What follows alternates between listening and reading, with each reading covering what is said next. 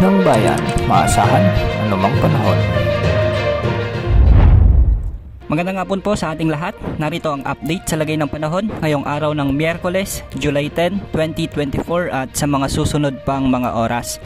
Ngayong hapon, asahan ang malawakang pag-ulan sa bansa, dulot ng umiiral na Intertropical Convergence Zone at Easterlies. Samantalang localized thunderstorms naman ang magpapaulan sa natitirang bahagi ng ating bansa.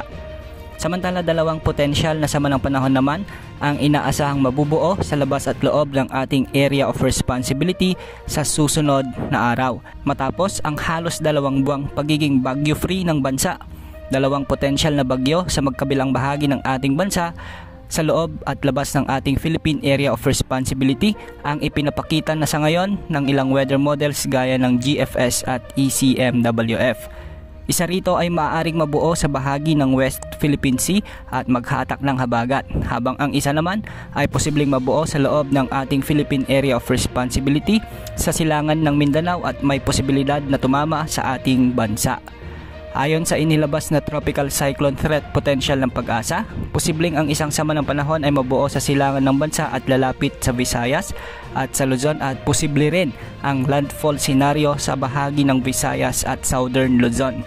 Samantalang ang isang potensyal na sama ng panahon naman ay nasa moderate o medium chance naman na posibilidad na mabuo sa bahagi ng West Philippine Sea. Ibig sabihin nito, posible ang pagkabuo ng isang sama ng panahon o bagyo sa West Philippine Sea. Ayon sa ipinapakita ng Global Forecasting System o GFS model, posibleng mabuo ito sa kanluran ng Palawan o sa loob ng ating Philippine Area of Responsibility, at unti-unti itong lalakas o magge-generate ng lakas patungo naman sa Vietnam o sa southern part ng China.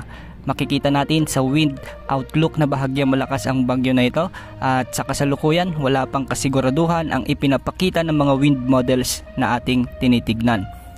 Posible pa rin itong magbago sa mga susunod na araw at patuloy itong babantayan. Ang susunod na pangalan ng bagyo na gagamitin ng Pag-asa ay Butchoy. Sa ngayon, dahil sa Intertropical Convergence Zone, asahan ang mga pag-ulan sa Metro Manila, Calabarzon, Mimaropa, Bicol Region at Western Visayas. Ang mga lugar na ito ay posibleng makaranas ng pagbaha o pagguho ng lupa, lalo na kung may mga biglang paglakas ng mga pag-ulan. Samantalang magiging bahagyang maulap hanggang sa maulap naman ang mga kalangitan na may mga isolated rains sa natitirang bahagi ng Visayas at Mindanao.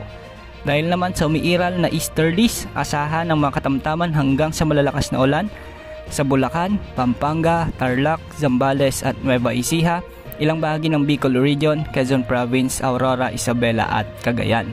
Ang mga lugar na ito ay makararanas din ng bahagyang maulap hanggang sa maulap na kalangitan at posible ang pagbaha at pagguho ng lupa, lalo na kung may malalakas na pag-ulan. Apektado naman ngayon ng localized thunderstorms ang Ilocos Region at ilang bahagi ng Cordillera Region. Sa ngayon, wala namang nakatas na gale warning sa mga karagatang sakop ng Pilipinas. Yan ang update sa lagay ng panahon.